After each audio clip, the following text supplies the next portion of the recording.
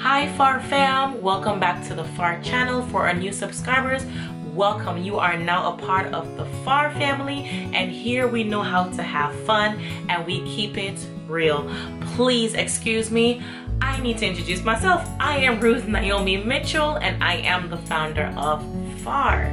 Alright guys, let's get into the video. You guys know I just turned 30 back in December, and it has just been a new chapter for me. Honestly, you keep hearing people saying, you know, when I turn 30 I feel different, I feel like a whole new person, a whole new woman.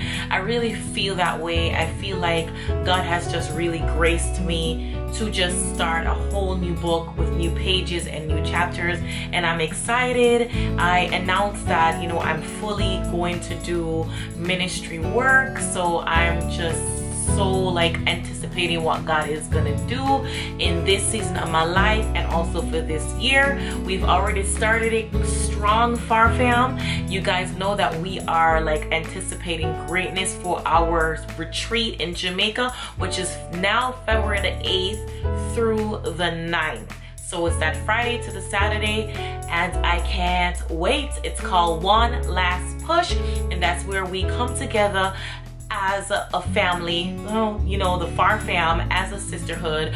The retreat is co-head, but that's just where we meet and where we get edified and build, and we become stronger in God on our assignment. So I'm excited.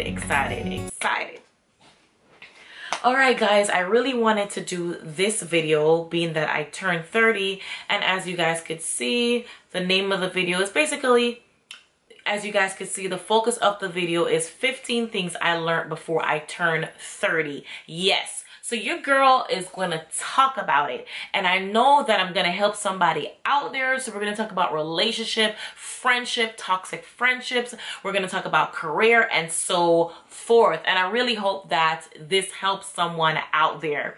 If you hear any noise, it's just my dad knocking the tambourine for my baby. He loves music.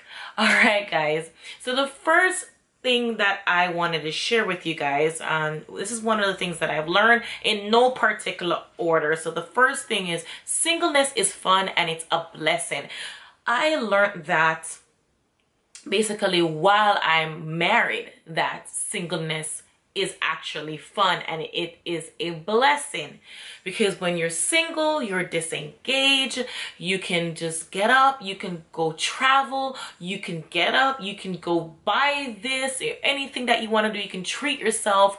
You don't have to depend on another person's opinion or another person's approval. So I have literally learned that singleness is literally fun and it is a blessing. So for those who are single and you think it is a curse, you're gonna have to reevaluate that thought, because this is a time you can spend more time with God and you can do so much more things for yourself, and you can enjoy life to the fullest. Not that you can't enjoy life to the fullest when you're married, it's just that you have more responsibility. So number 2 is, waiting patiently for a spouse is giving yourself the best gift in a partner. Think about that. I have learned, if you wait patiently for your spouse, that is literally, you're going to end up with the best spouse for yourself. When you don't rush it, my husband taught me, and I always say the acronym for time is till it's meant to evolve. So when your till it's meant to evolve is in the process and you don't rush, you really end up getting quality. And this applies to life in general. When you don't rush something or rush planning something, and you take your time and you prepare yourself for it, you go through the process, you end up with great results. So I really hope that's a good tip for somebody out there that may be seeking a spouse or would like to get married. Don't rush the process. Wait, and enjoy your process. You will receive quality, okay? And that would be the best gift that you could ever give to yourself, is waiting to receive the best spouse for you. Number 3, and I'm trying to move really quick here. Don't settle in your relationship. And I want to say that to not just singles, but even married people. I have learned throughout the time period of being 20 to 29, leading to 30, is that it is very important that you do not settle in your relationship. Very important that you go after what you want in your relationship. Legit, like you can fulfill your relationship goals with your partner as husband and wife, or with the person you're courting.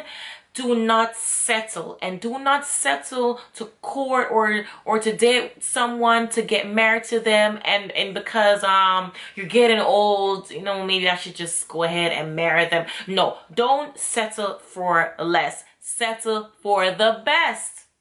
All right, I like that. All right, number 4 is have standards in your relationship and keep them. It's very important, and this can go for a husband and wife as well. I have learned it's very important for you to have standards in your relationship, because what would a relationship be without standards? You know, it's like settling. And when you start to, when you start to just accept anything, then your life is going to come out of order. You're not going to be happy. You're not going to produce like the best you. You're not going to produce the best life for yourself when you settle in your relationship, and you will live to regret it. Because you're going to be like seeing other people living their best in their relationship, and you're saying how they're able to do this, because they don't settle. They make sure, you know, they set goals, they set marks, and they meet them, and they enjoy doing it, and they enjoy waiting, and they enjoy going through their process. All these questions are aligning with each other. I really hope that somebody soak this in. But yeah, moving along. Number 5 is, if he or she can cheat on you now, he will still cheat on you in the marriage. And I have learned that throughout the time period of 20 to 30, I have seen enough relationship mistakes. I have experienced it as well. If that person can go out of your relationship and go with another person, if that person do not receive deliverance from God, not from you, because you can't deliver someone, you can't convince someone of stop cheating, because that is not a habit, that is a spirit. I'm just saying, I'm just being real. So it's very important, y'all, as I said, if he or she can cheat on you now, he will still, or she will still cheat on you in marriage. So don't think that marriage will cure someone that has a problem with cheating. Catch that one. Hold to it. All right, number 6. Number 6 is love is not blind. Oh my goodness. Growing up, because like being a teenager, being a young adult, you would hear people, oh, love is so blind. You just get lost in love. No, you don't get lost in love, and love is not blind. You get lost in lust, and lust will trick you and make you feel as if that is love. Love is very clear. If you guys been following this channel, you will know I preach love so much. The love message, the love of Jesus Christ, and who love is. God himself is love, and God is not blind. God's action towards us alone shows that love is not blind. So love is not blind. You will know when you love somebody, and you will know when somebody loves you. It is clear as crystal. All right, number 7, I believe, don't sit around and wait for a man. If he wants you, he will come get you, girl. I am just saying, if he desires you, if he desires for you to be his wife, he will come get you. I'm tired of seeing my girlfriends. I'm tired of seeing young ladies in FAR. I'm tired of seeing young ladies in general. They are sitting down and they're waiting for a man that is just without purpose in the relationship. There's no purpose that he wants to fulfill in the relationship. He sits there in the relationship with you and you both are like so stagnant and you want to be married and he's just dragging along. No. When he wants you, he will make sure of it, that he makes the necessary steps to make you become his wife. There's no cloudness about it. It is clear. It is clear and bold, ladies. In 2019, make it your point of duty to understand. Stop sitting down waiting on men that don't love you. They don't care about you. They're just wasting your time. Okay? Moving along. All right, so I wrote this in Designed to Be a Wife. And guys, Designed to Be a Wife will be back for download for free. So the link is below. So make sure you get your free download of Designed to Be a Wife, which is my healing book. I wrote that book back in 2016. And now it is out there. You can download it for free. In 2019 too, start your new year right. So I wrote this in I wrote this in my book, and it simply says, your spouse is not your enemy. I've learned this throughout these years that, listen, when you are married, if you look on your spouse as your enemy, your marriage will not be at a healthy place. Think about it. You really went to the altar and married your enemy? Did you really? I don't know. Comment below. Did you really?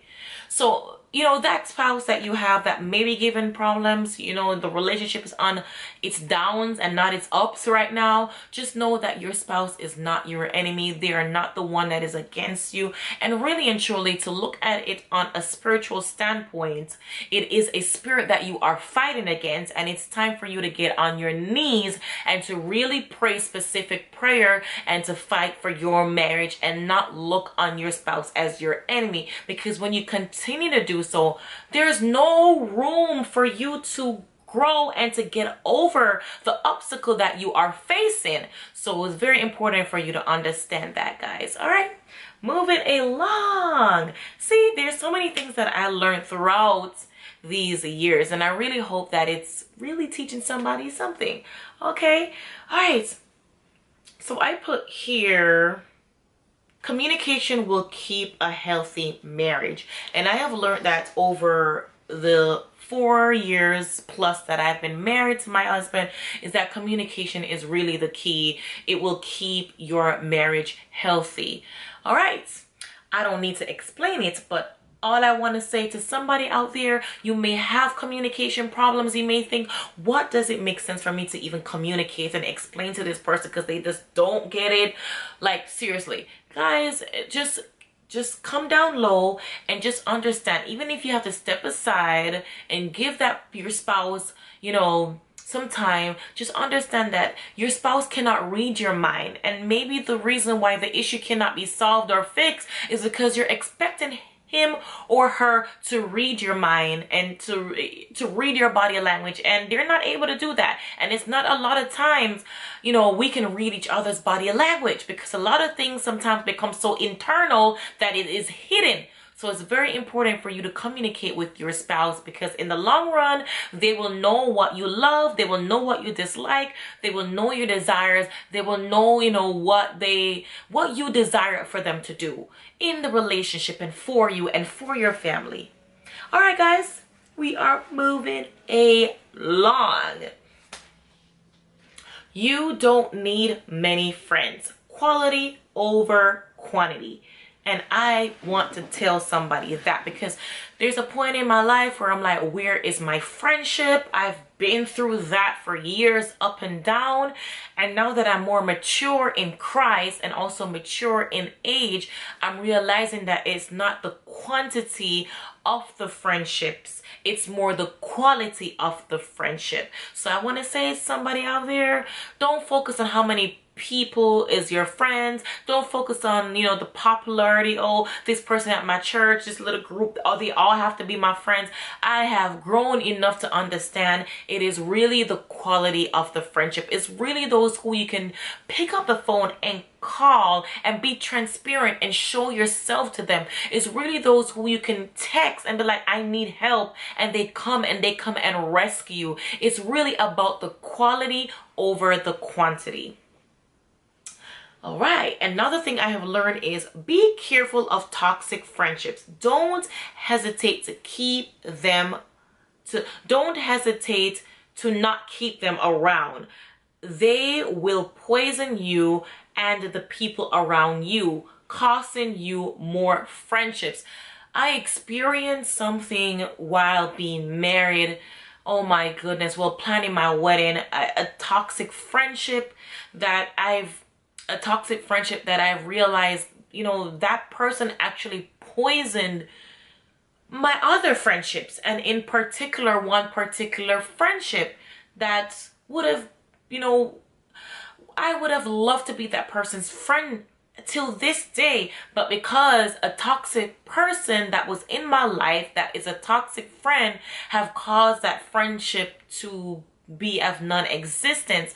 So I want to tell you guys, it's very important for you not to keep people around you as friends that are just toxic waste. I'm gonna be honest, they are just there for the benefits of what they can have with you, but they come and they latch and they have these different spirits that just drains you, and it's just not good for you. I mean, I remember this one friendship, every time I try with this person over and over and over, and the friendship was just so toxic, I had to let the friendship go. And I realized that person have poisoned, you know, someone that I would have considered my friend. So it's very important when you see these things in friendship that you really assess the friendship and do not hesitate to depart from something that is not good for you. All right, moving along. I've also learned faith, and I didn't even put anything long, but just put faith with an exclamation mark. It's very important. Like, I have exercised, experience, have been in faith challenges throughout this time period and journey becoming 30, and I've realized that in this life we are nothing without faith. The word of God teaches us that it is impossible to please God without faith. It is very important for us to have faith in everything and in anything. Don't try to figure out things on your own. Don't try to depend on yourself. Faith is what's going to activate your destiny, activate your purpose, put you in places you never thought you would ever be, or you think places you never think you deserve to be. Faith will just propel you, and I'm still on my faith journey, but I realize that faith is like the antidote, the key, the medicine, the answer to so many things that we have been praying for. All right, another thing, and I believe this is the 13th thing, don't be ashamed of your story. You know, I been so transparent on this channel from last year, 2017, because we were on the focus of a theme called Remove Your Mask. And I realized in removing my mask throughout that year, and in having the retreat Remove Your Mask in Jamaica, and also having a seminar in Florida, I realized how beautiful it is not to be ashamed of your story. And a few days ago, I released my story in just my process from moving to Edmonton, to moving to Toronto, to moving back to Florida. And if you guys haven't seen that story, I guess you would have to go find me on Facebook, but I also shared it on my Instagram, and my Instagram and Facebook link is below. If I'm to explain and to express that story, it would take up the entire video. It's a video in itself, but I have learned how beautiful it is to share your story, to be transparent about who you are and the process, and you know what God has tried you. I've been saying this so often, tried and true. I've really been tried and true in my journey with Christ. All right, guys, the camera cuts off, y'all. Let's get back into it. All right, so number 14 is believe in yourself and don't allow anyone to stop you from doing what God has told you to. And I have learned this so much times to the point where I have now accepted it. Like, literally, believe in yourself and don't allow anyone to stop you from doing what God has told you to. Because, you know, if I had believed in myself and understanding, hey, like, God told me this, so if he told me this, then he's going to carry it through. If I had really believed that and believe in my God, then I would have been at a better position in life. So I want to tell you guys from now, like, I don't know who you are. You may be 18, you may be 19, in the early 20s, mid 20s, almost approaching 30, or you may be even above 30. It is not too late to believe in yourself, and most importantly, to believe in your God and trust him with everything that he has given you to do, and don't doubt yourself. Understand that if he has given you something to do, then he has definitely put what you need within you to carry through your purpose and to carry that thing that he has given you to do. Okay, it's very, very important for you to believe in yourself. So go forth, y'all, and don't let nobody hinder you from doing what God has told you to do. So last but not least would be trust God. And I basically kept saying that in all of this. Trust your God. Trust him. Trust in the Lord with all your heart, and lean not unto your own understanding. In all thy ways acknowledge him, and he shall direct thy path. It's very important for you to trust God. A lot of times things don't work out because we're not trusting God. God is sitting there waiting for you to trust him, but you're very up and down, emotional. You're in the flesh, not trusting God, and he's sitting down waiting for you to trust him, because when you trust him, that moves him. That's showing him that, okay, they're leaning on me, so let me carry them through. So I've learned that you have to trust God. You know, I'm here and I'm doing full-time ministry, and I am here doing and gearing up to do the One Last Push retreat in Jamaica. And honestly, it is just faith and trust. There's no other words to describe or to explain the process. This is just faith and trust in carrying out the duties that God has assigned me to do.